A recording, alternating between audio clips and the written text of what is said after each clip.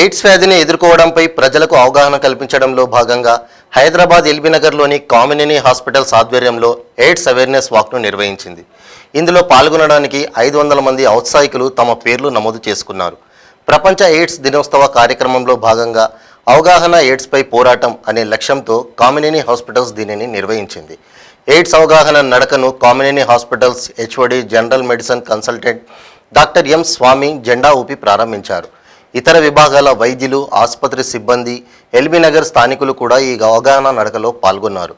ఈ కార్యక్రమంలో general medicine వైద్యులు doctor J Harikishan, doctor Ratnachari, doctor Satyanarayana, doctor Shyam Sundar, doctor Ramakrishna, doctor Suresh, doctor శ్రీకృష్ణతో పాటు సిబ్బంది కూడా పాల్గొన్నారు.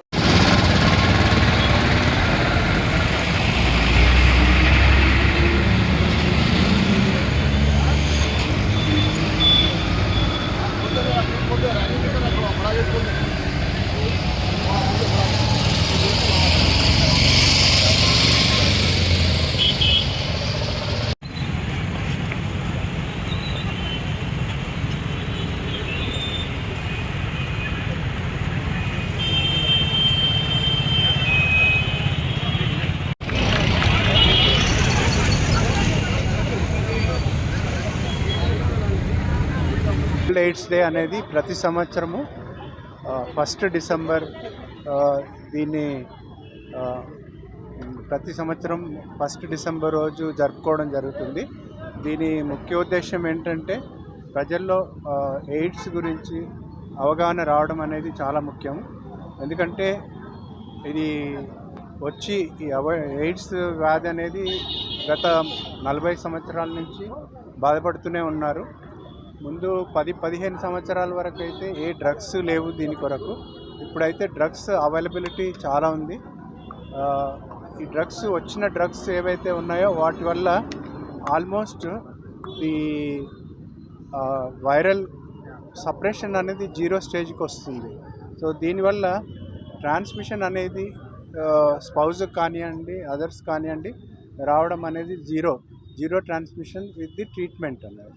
సో దీనివల్ల ఈ హెచ్ఐవి ఎయిడ్స్ వల్ల ఆల్రెడీ ఇప్పుడు ఒక 40 మిలియన్స్ వరకు already expired. Presently now more than 38 millions are suffering with this disease. It's a deadly pandemic which has spread all over the world, and probably last 2 yearsలో వాళ్ళు రోగులు ఎవరైతే ఉన్నారో వాళ్ళకు ట్రీట్మెంట్ దొరకడంలో కష్టాలు ఎదుర్కొన్నారు. వాళ్ళకి ఈవెన్ కన్సల్టేషన్స్ కూడా పోలేకపోయారు because of the COVID epidemic. Now that COVID has gone, now we have to stop this AIDS and HIV by the 2030. That is the aim of the World Health Organization slogan. So we have to equalize. This year's slogan for the HIV AIDS is equalize. There is a discrimination, gender discrimination, availability of the treatment, availability of the diagnosis. So for that reason there should be equality. That inequality is not there, then everyone, we can all achieve the end of AIDS by the end of 2020.